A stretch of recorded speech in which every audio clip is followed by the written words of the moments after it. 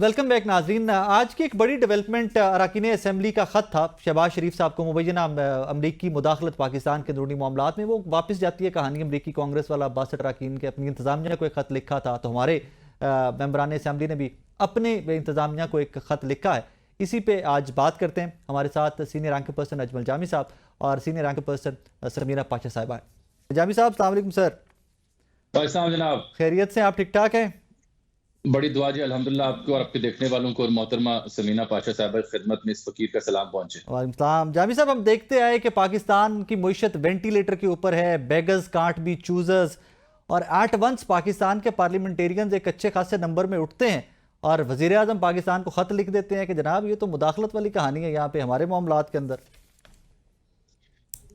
देखिए, इसकी political connotation अपनी जगह। मुझे तो बड़ी खुशगवार हैरत हुई कि बिलाखिर रियासत पाकिस्तान और पाकिस्तान के कानून साजों के यहाँ भी इतना दमखम आया कि वो अमेरिका बहादुर को या उसकी किसी लेटर के ऊपर एक लेटर लिखें। सबसे पहली बात, बहसियत पाकिस्तानी, सियासी कॉनोटेशन बाद में रख के मुझे तो खुशगवार हैरत हुई है। काश ये लेटर्स तब भी लिखे जाते जब इससे पहले अफगानिस्तान के मामला थे, ओबीएल के मामला थे, और इससे पहले भी जो पाकिस्तान को चैलेंजेस दरपेश रहे हैं, बीइंग अ डेवलपिंग स्टेट, और उसके कंट्री जैसे सुपर पावर्स हमें डील किया करती थी।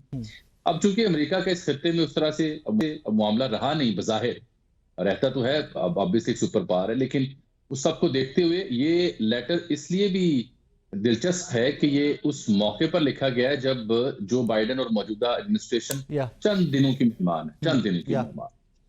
और इससे एक और मैसेज भी हमें ऐसा मिलता है, सियासी पसंद नापसंद को साइड पर रखते हुए, कि इट टेल्स अस के वन पेज कैसे है और कहां खड़ा है।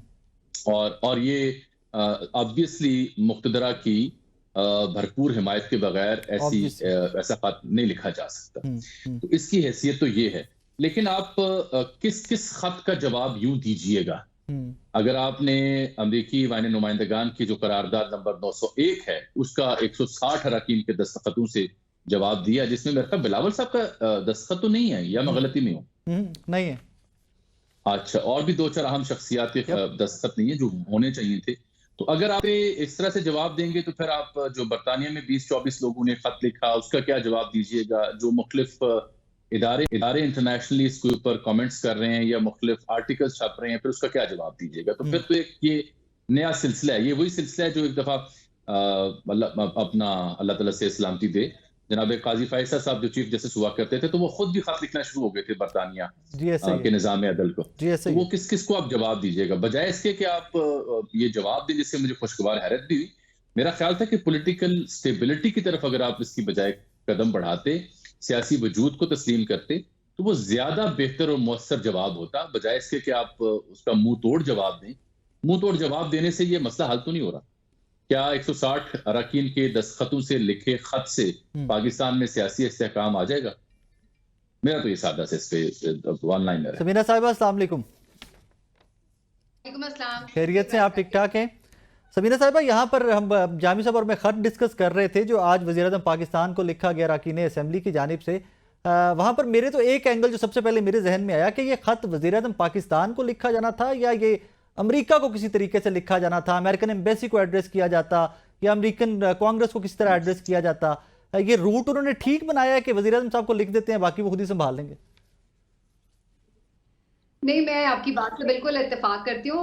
मेरा भी यही अंदाजा है कि अगर वाकई आप कोई मुंह तोड़ जवाब, जिसको कहा जा रहा है, वो देना चाहते थे, तो फिर आप भाई बुलाते कोई अमेरिकन एम्बेसी से किसी को, कोई उसको आप मरासला थमाते एहतजाजी कि भाई क्यों आप हमारे मामलात में मुदाखलत कर रहे हैं, या फिर आप डायरेक्टली उनको वहां पर जो इस वक्त एडमिनिस्ट्रेशन मौजूद है उन्हें खत लिखते और उनसे एहतजाज करते कि भाई आप कौन होते हैं हमें ये पूछने वाले कि हम क्या कर रहे हैं अपने मुल्क में, क्या नहीं कर रहे। तो फिर तो बात होती कि हाँ जी मुंह तोड़ जवाब है। ये आपस में खेलना, ये कहाँ से मुंह तोड़ जवाब हुआ करता है। और दूसरी बात ये कि उन्होंने जिन्होंने खत लिखे थे वो तो फिर भी जेन्युइन वहां के पार्लियामेंटेरियंस थे।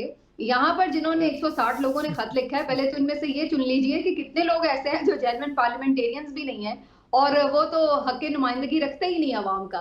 और फिर उसके बाद ये सिर्फ दिखावे की चीजें करना कि जी हमने खत लिखकर बड़ा कोई मुंह तोड़ जवाब दे दिया है, हकीकत वही है जो इनके रहनुमा पहले कई दफा कह चुके हैं कि जी हम तो वेंटिलेटर पर हैं, अमेरिका को क्यों नाराज कर दिया, अगर अमेरिका नाराज हो गया तो हम कैसे जिएंगे इस दुनिया में, और ये तमाम बातें ये जो किया करते थे, हकीकत में तो ये रियलिटी है जो इनकी है।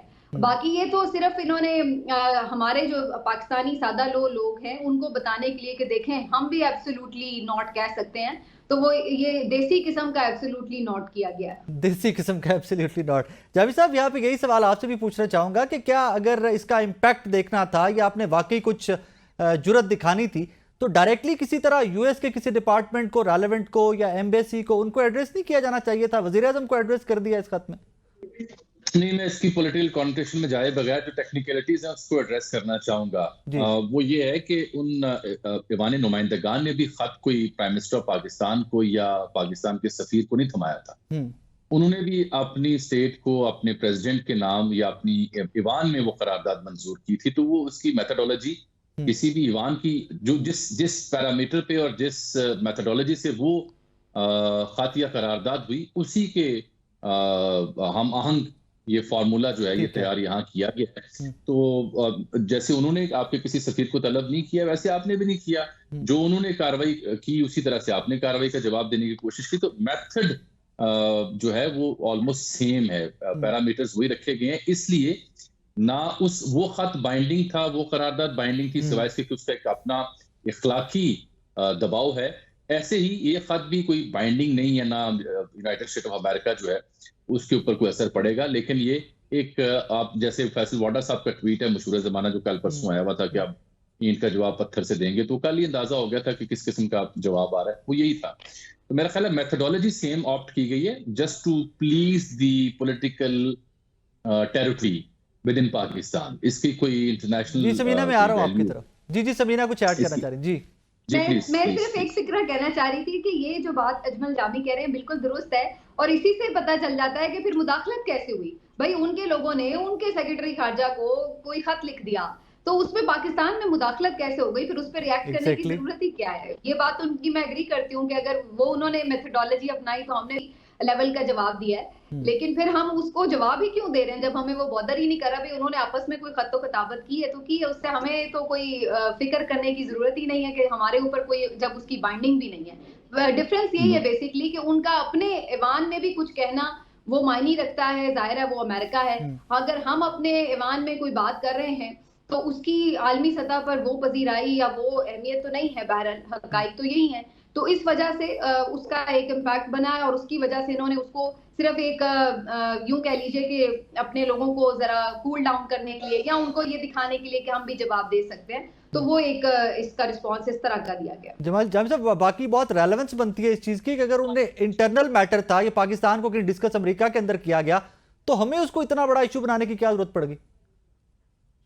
मैंने तो आपसे पहले अर्ज किया कि मुझे वैसे Pakistani despite my political likes और डिसलाइक इस बात की खुशी है कि रियासत पाकिस्तान में हुकूमत पाकिस्तान के नाम पर जो सरकार इस वक्त अपना वजूद रखती है, उसने पहली दफा तारीख में ऐसा हुआ है कि इतना 160 अरकान के दस्तखतों से मुज़य्यन जो प्रेम पत्र है हाँ वो जो प्रेम पत्र है वो हमारे सामने है। मुझे तो वैसे तो पाकिस्तानी, मैं आज बहुत खुश हूँ। मैं इसलिए खुश हूं कि बिलाखिर हमने अमेरिका बहादुर एक सुपर पावर को आंखें दिखाई हैं और हमने उन्हें बताया कि जनाब आपने ये जो खत लिखा है या वहां करारदाद मंजूर की है, ये हमारे अंदरों मामलात में। अच्छा Javed sahab, on a lighter note, Samina sahiba, on a lighter note, I am sorry I am cutting. जी एक थोड़ा सा संजीदा बात भी अगर मैं कर लूं जी तो ठीक है। वो ये है कि जो अमरीकी ईवान नुमाइंदगान या कांग्रेस के मामलात होते हैं, हम चूंकि जारी बात है पोलराइजेशन का शिकार है, सियासी तकसीम का, तो बारीकी से उन चीजों को ऑब्जर्व नहीं करते। ऑब्वियसली वहां एक करारदाद आई 901, उसका खत भी लिखा गया, वो अपनी जगह फैक्ट है, लेकिन ये हमें समझना चाहिए कि बाइंडिंग क्या चीजें होती हैं। रियासत मुत्तहिदा हाई अमेरिका के ऊपर या रियासत हाई मुत्तहिदा अमेरिका के ऊपर या उसकी स्टेट के ऊपर बाइंडिंग चीजों की मिसालें हैं। जैसे आपको याद होगा कैरी लूगर बिल, या आप ठीक है, आपको ये याद होगा। बिल्कुल याद। ऐसे किसी बिल के जरिए जब आप किसी अपने इत्तेहादी या नॉन नेटो अलाई के साथ डील करते हैं through your house of representative या किसी उसकी रेजोल्यूशन के जरिए, उसकी हैसियत और होती है, वो एक कानून साजी और बाइंडिंग हो जाती है क्योंकि उसकी मेथडोलॉजी और होती है। ये जो 901 नंबर है, ये 160 नंबरी है, मैं दोनों को कह रहा हूँ ना, 901 नंबरी वहां और 160 नंबरी यहाँ, ये सिर्फ ऑप्टिक्स हैं, पॉलिटिकल ऑप्टिक्स हैं जो कि बाइंडिंग नहीं होते। हाँ। बस एक आप अपना सियासी भरम या किसी मुद्दे पे अपनी राय का इजहार कर रहे हैं। सो इसलिए हम ऐवी खामखा इन मामलात में संजीदा और रंजीदा होकर पेचीदा दलाइल तलाशना शुरू कर देते हैं। ये बस हमने खुशी का मुकाम है कि हमारी रियासत ने अमेरिका बहादुर को आके दिखाया। On a lighter note, Jami साहब, सबीना साहब, ऑन अ लाइटर नोट, ये 160 में से अरकान असेंबली जिन्होंने साइन किए हैं इस सारे मामले के ऊपर, इस एक लेटर के ऊपर, व्हाट डू यू थिंक, कितने लोग हैं जिस अंग्रेजी को उर्दू में तर्जुमा कर सकते होंगे? पहले तो मैं दो सिर्फ जुमलों में रिस्पांस देना चाहूंगी। जामी ने जो बात की रियासत हाय मुत्तहिदा अमेरिका की, तो अमेरिका तो वाकई मुत्तहिदा है और हाय हाय कहीं और इस वक्त वैसे हो रही है, ये बात अपनी जगह दुरुस्त है। और ये जो रंजीदा और बहुत ही संजीदा किस्म का मामला बन गया है, हाँ। उस पर कुछ लोग नमनीदा भी ना हो जाए, मुझे इस बात का भी एक खदशा है। बाकी जो आपने ये कहा कि कितने लोग इसको पढ़ सकते हैं, भाई ये पढ़ सकते भी हो तो इन बेचारों की इतनी अहमियत है कि इन्हें कोई पढ़ने के लिए चीज देता है। अभी ये आपने कुछ दिन पहले देखा, एक तरमीम शर्मीम कोई मंजूर हुई थी हमारे पार्लियामेंट से, 26वीं तो यानी तरमीम बड़े जोरों शोर से मंजूर हुई, तो सबीना। वो कितने लोगों ने पढ़ी थी? मतलब इंग्लिश तो दूर की बात, उसका कोई उर्दू मुसविदा, कोई पंजाबी मुसविदा, जो भी कोई इनकी एक लोकल लैंग्वेज होती है, उस पे कोई बेचारों को दे तो देता। उन्हें तो ऐसे बेचारों को बांध के वहां पार्लियामेंट में कमरों में ताले लगा के बैठाया हुआ था कि किसी की कोई फैमिली में बंदा बीमार है, उसको इयादत करने नहीं जाने दे रहे थे। जी मैं आ रहा हूँ, जामी साहब मैं आ रहा हूँ। मैं तो सोच रही हूँ, पता नहीं उन्हें वॉशरूम्स भी जाने दे रहे थे या नहीं दे रहे थे, इस तरीके से तो इन्हें बिठाया हुआ था बेचारों को। तो ये तो सारे बेचारे दस्तखती मेंबर्स हैं कि जिनको बस दस्तखत करने के लिए रखा हुआ है। इन्हें क्या पता कि इसमें लिखा क्या है क्या नहीं लिखा, उन्हें बस ये कहा जाता बदकिस्मती है समीना साहिबा कि ये दस्तखती मेंबर सिर्फ नेशनल असेंबली में नहीं है, हमारे दोस्त हैं वसीम मलिक साहब रुपये, हाँ जी, ये और भी कई जगहों पे हैं जो दस्तखती हैं लोग सिर्फ। जी जामी साहब, आप कुछ ऐड करना चाह रहे थे? मैं ये अर्ज कर रहा हूँ कि जहां मेरे लिए बाइस इत्मीनान है ये मामला कि माशाल्लाह हमारे पार्लियामेंटेरियंस ने ये हिम्मत की और ये खत लिखा है, वहां मेरे लिए एक तशवीश का पहलू भी है। वो ये है कि अभी चूंकि आप दोनों अहबाब ने वो 26वीं आईनी तरमीम जो है उसका जिक्र किया, तो उसमें मेरा ख्याल है कोई 224 वोट शायद डले हैं कौमी असेंबली। जी ऐसा ही है।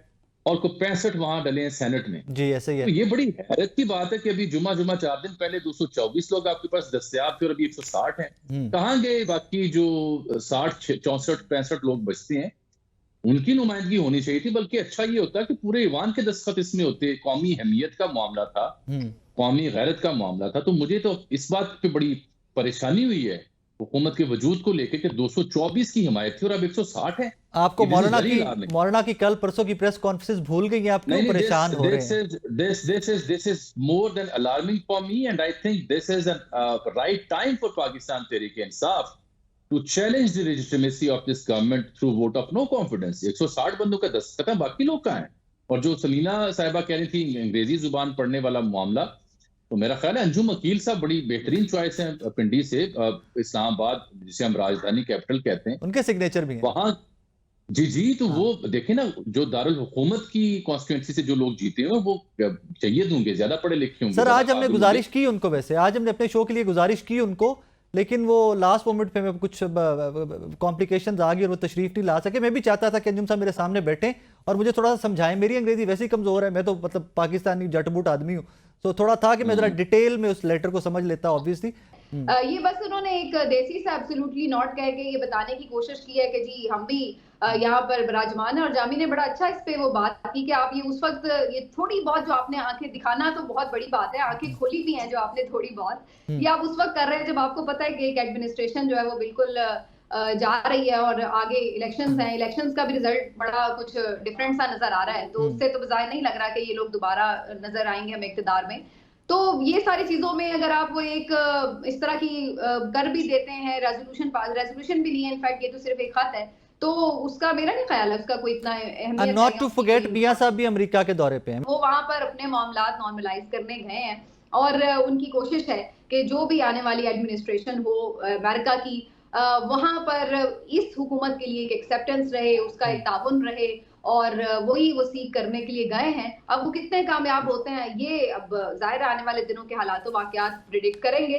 लेकिन मेरे ख़्याल से कि इसमें अगर कोई ये सोच रहा है कि ये खतो-किताबत ज़िक्र होगा या इस तरह, तो फिर वो वहाँ जाने की ज़रूरत क्या थी? फिर तो यहाँ पे काफ़ी ऑप्शंस। नाज़रीन, यहाँ वक्त हुआ एक ब्रेक का।